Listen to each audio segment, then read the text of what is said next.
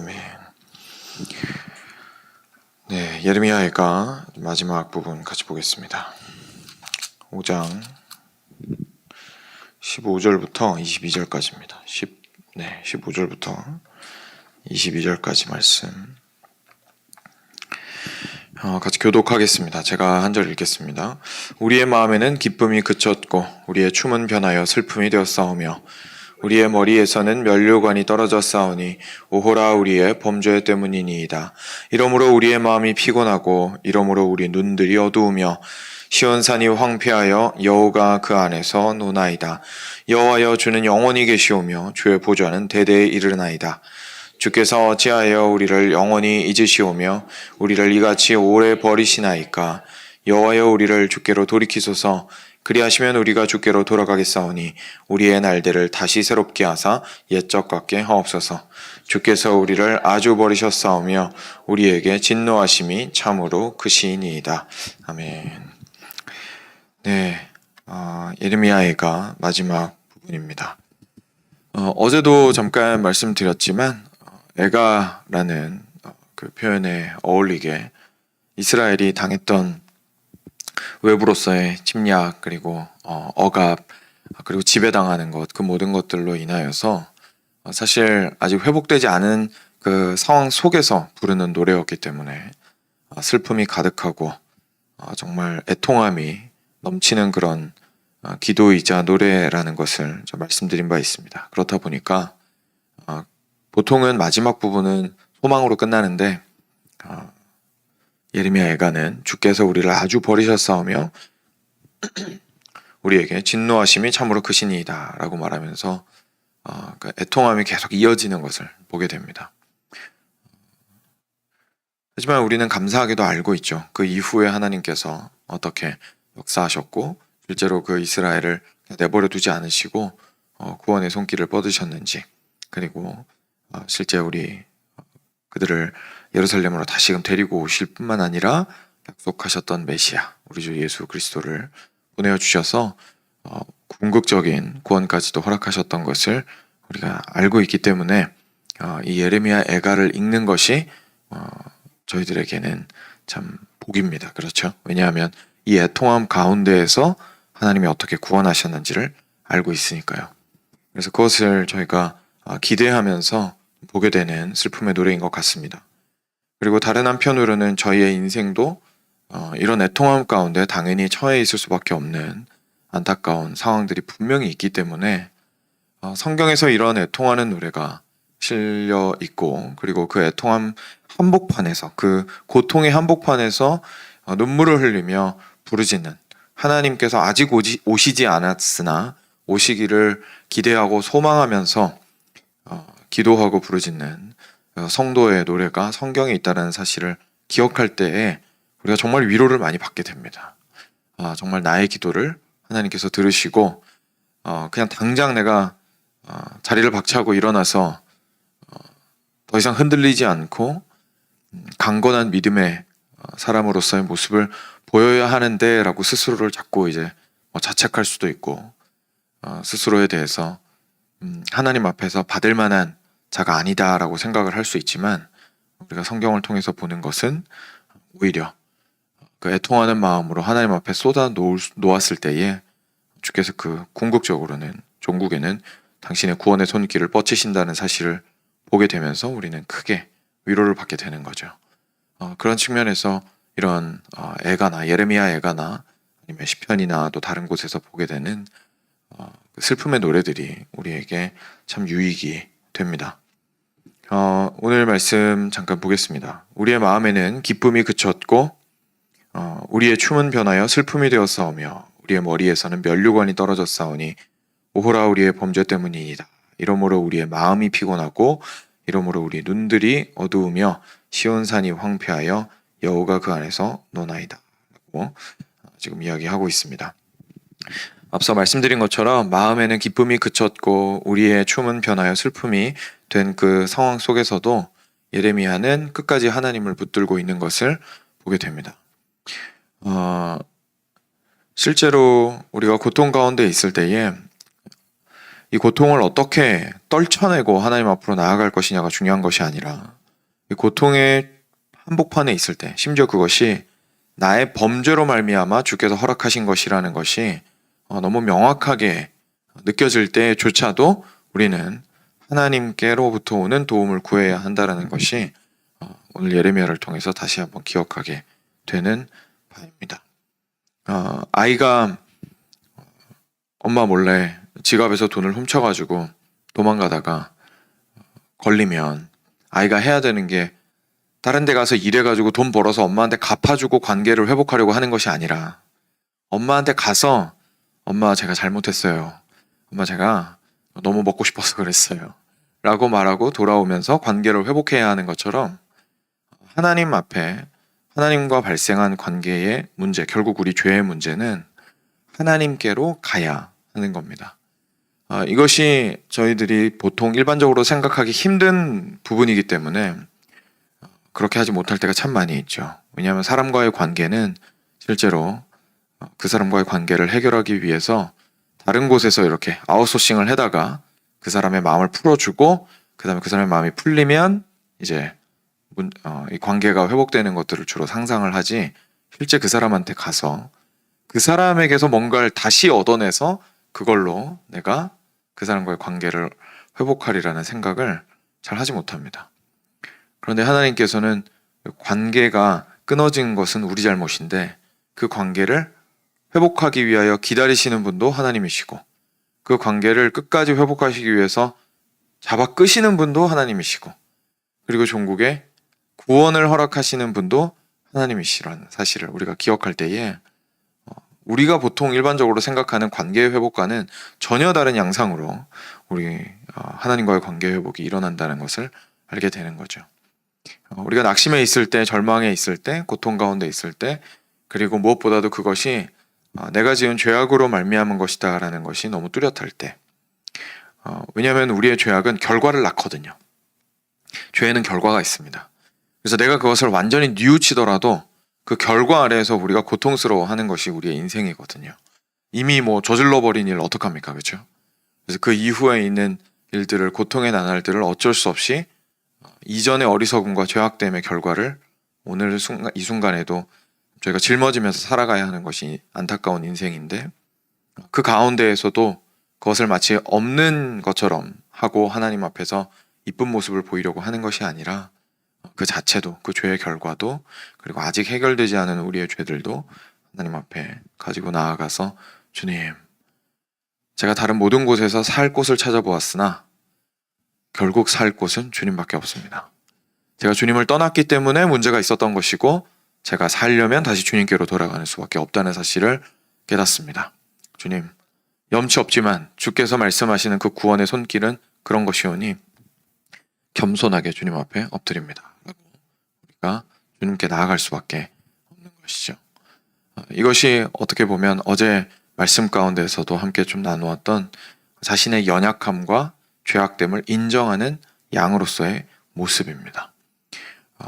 그래서 이것이 참 인정하기가 어렵다고 어제도 말씀 가운데에서 나누었던 것입니다. 저희가 스스로를 구원할 수 없다라고 생각하고 다른 도움을 받아서 구원받을 수 없다라고 인정하고 그리고 내가 너무나 죄악되어서 딴 데 가서 뭔가 나의 모습을 이쁘고 완벽한 모습으로 만든 이후에 내가 생각하기에 하나님이 받으실 만하기에 합당한 모습으로 만든 이후에 하나님께로 가리라라고 생각하는 것은 스스로가 얼마나 연약하고 죄악된지를 모르는 것이죠. 내가 필요한 것은 나를 씻겨주고 나를 깨끗하게 하고 내 털을 다듬어주고 배고픈 나에게, 목마른 나에게 먹을 것과 마실 것을 제공해주는 목자에게 돌아가는 것만이 내가 살 길이구나라는 것을 우리가 깊이 있게 마음에 새길 필요가 있을 겁니다. 그래서 우리의 범죄 때문에 그 머리에서 면류관이 떨어졌으나 우리가 하나님을 구한다는 것을 예레미야를 통해서 좀 보게 되는 것이죠. 18절에 보면 시온산이 황폐하여 여우가 그 안에서 노나이다 라고 이야기를 합니다.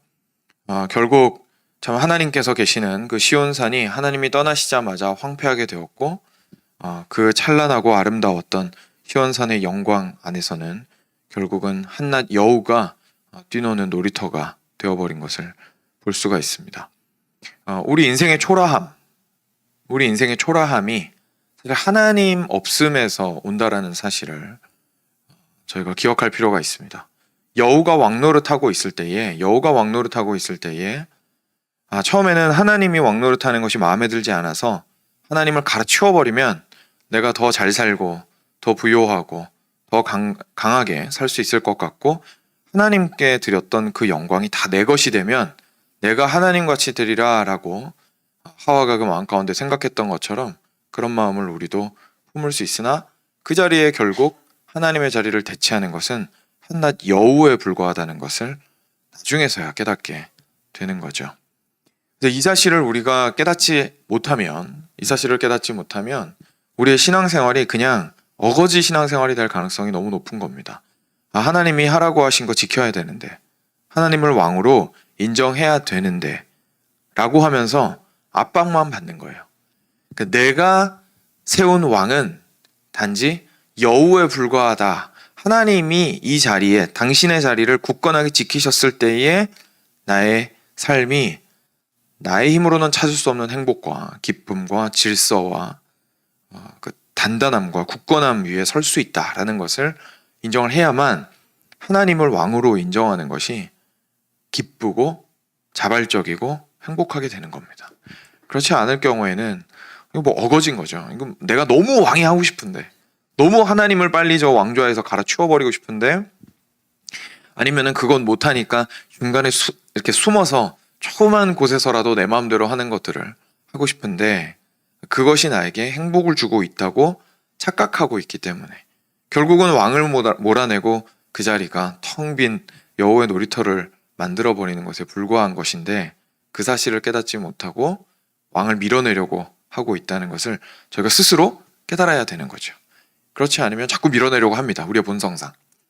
그래서 우리의 삶 가운데에서 온전히 하나님이 왕이 되실 때에 우리의 삶의 질서가 잡히며 온전히 평온케 되며 굳건하게 된다라는 사실을 기억할 필요가 있겠습니다. 그래서 마지막 부분에 우리 예레미야가 이렇게 말을 했죠. 여호와여, 주는 영원히 계시오며 주의 보좌는 대대에 이르나이다. 하나님 당신의 보좌는, 당신의 왕 되심은 흔들림이 없습니다. 지금 예레미야의 믿음이 참 크고, 그리고 그 소망을 하나님께 두고 있는 그 마음이 너무 우리가 본받아야 하는 이유 중에 하나가 무엇이냐면, 하나님께서 성경 가운데에서 실제로 임하고 계실 때에 하나님께서 우리와 함께 계시다라고 인정하는 것은 쉽지만, 하나님께서 완전히 떠나셨을 때에도 하나님 당신의 하나님 되심은 변하지 않으십니다 라고 고백하고 있기 때문에 이것이 너무나 사실 대단한 고백이고 우리도 본받아야 하는 고백인 것이죠. 그래야만 하나님께서 다시 이 삶 가운데로, 예루살렘 가운데로 돌아오실 것을 기대할 수 있는 겁니다.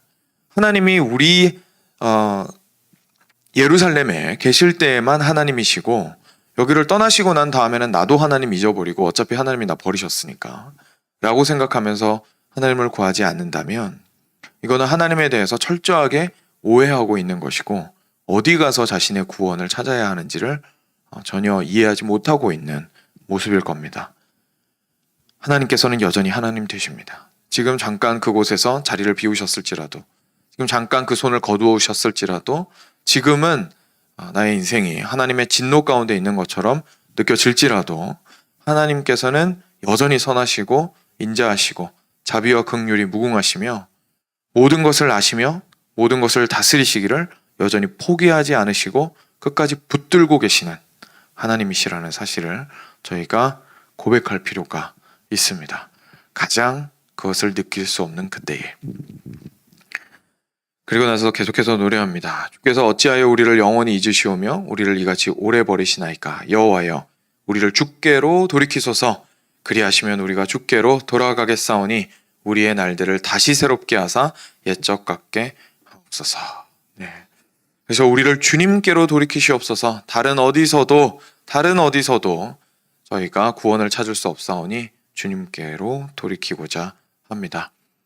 나의 문제가 경제적인 문제인 줄 알았고, 나의 문제가 건강상의 문제인 줄 알았고, 나의 문제가 이 성이 무너진 것이고 나라가 무너진 것이고 그냥 내가 의지가 부족해서 삶의 질서가 없는 것이고, 이 정도 수준에서 내 삶의 문제들을, 그리고 우리 교회의 문제를, 그리고 인류의 문제를 판단을 했었는데, 알고 보았더니 우리 문제의 핵심은 하나님께서 떠나신 것이었다라는 사실을 깨닫고, 지금 저를 하나님께로 돌이킬 수 있도록 하여 주십시오. 우리 민족이 다시금 하나님께로 돌아갈 수 있도록 하여 주십시오. 주께로 돌이키셔야만 저희가 새로워지겠습니다. 저희가 과거 하나님께서 우리와 함께 하셨을 때에 우리가 경험하였던 그 영광을 다시금 되찾겠습니다. 라고 기도하게 될 겁니다. 재밌게도 1년의 중반에 왔는데 이 말씀이 저희가 연초에 신년 새롭게 하소서라는 제목으로 저희가 특세를 했을 때 나눴던 첫 번째 말씀 본문이었습니다. 5장 예레미야가 5장 말씀이었는데 그때도 저희가 같은 음성을 들었습니다. 하나님께서 우리에게 원하시는 것은 교회 안에서 우리가 많이 침체되어 있고 새로운 시작을 하려고 하였지만 이제까지 들었던 멍들이 여전히 우리들을 아프게 하고 있고 났던 생채기들과 상처들에서 여전히 피가 나고 있는 상황 속에서 어디로 가서 우리가 새롭게 할 것인가, 어디서 새로움을 찾을 것인가에 대해서 우리가 질문을 했었습니다. 그리고 그때의 답은 하나님께로 돌이켰을 때에서만, 우리가 교회이기 때문에 항상 하나님이 함께 하신 것처럼 생각하고 있었을 수 있지만 우리가 보여주는 현상은, 실제 우리의 모습은 과연 하나님이 함께 하고 계신가에 대해서 의문을 품을 수밖에 없게 하였었고, 결국 우리가 우리 삶 가운데에서 개인의 삶 가운데에서 그리고 교회 전체적으로 회복하려면 하나님께로 돌아가야 한다는 것을 확인하게 되는 시간이었습니다. 이제 딱 반년이 지났는데 마침 같은 본문으로 돌아왔습니다. 다시 한번 하나님께서 중간 점검을 하기를 원하시는 것 같아요. 그렇죠? 과연 우리는 하나님께로 돌아가고 있었는가? 6개월 동안 말씀을 중심으로 하여서 안식이 어떠한 것인지에 대하여, 참된 안식이 오직 하나님 안에서만 얻을 수 있는 것이라는 것에 대해서 저희가 깊이 있게 묵상하였고, 그리고 나머지 절반 이상의 시간을 할애하여서 실제로 하나님께서 우리 백성들, 당신의 백성들을 위하여 행하신 일이 무엇인지에 대해서 복음을 살펴봄으로써 조금이나마 이해를 깊이 할 수 있었습니다. 그 모든 작업들은 결국 우리가 새롭게 되기 위해서 하나님께로 돌아가는 작업들이었습니다. 결국 우리가 어떻게 하면 우리 삶 가운데서 잃어버린 하나님을 되찾을 것이며 하나님과 함께 하고 있다고 착각했던 부분들까지도 먼지도 털어내고 잘못된 이해들을 깎아내면서 올바르게 하나님 앞에서 우리 삶의 질서들을 세워나갈 것인가에 대한 깊이 있는 그 고민들을 하는 시간이었던 거죠. 같은 방향으로 우리는 계속해서 가게 될 겁니다. 교회는 다른 방향으로 갈 수가 없습니다. 왜냐하면 다른 방향으로 가게 되는 순간 교회가 아니게 되기 때문이죠. 이거는 어느 하루 그냥 선포하고 그냥 이렇게 우리는 하나님을 찾아야 합니다라고 말하고 그냥 그래 우리가 첫 시동만 잘 걸면 이 차는 잘 굴러갈 거야 라고 생각하는 그런 모습은 우리 개인적인 신앙의 삶이나 교회 전체가 나아가는 방향과는 무관한 생각입니다. 시동 건다고 차가 제대로 나아가지 않습니다. 시동을 걸고 난 이후에도 계속해서 올바른 방향으로 레인 안에 들어와서 하나님께서 원하시는 길로 가기 위하여 계속해서 운전대 붙잡고 가야 되는 것이 우리의 신앙생활이고 교회의 삶이죠. 그것들을 우리가 삶 가운데서 여러 가지 일들을 경험하고 교회도 여러 일들을 이제 계속해서 직면하게 되면서 어떻게 매 순간마다 목자 되신 하나님을 바라고 그분의 그 의의 길 위에 서 있을 것인가를 끝까지 씨름하고 기도로서 준비하고 그리고 진행해 나가는 것을 통해서 참 저희가 그 하나님의 뜻을 밟아가며 살아갈 수 있을 겁니다. 그것을 저희가 꼭 기억하기를 바랍니다.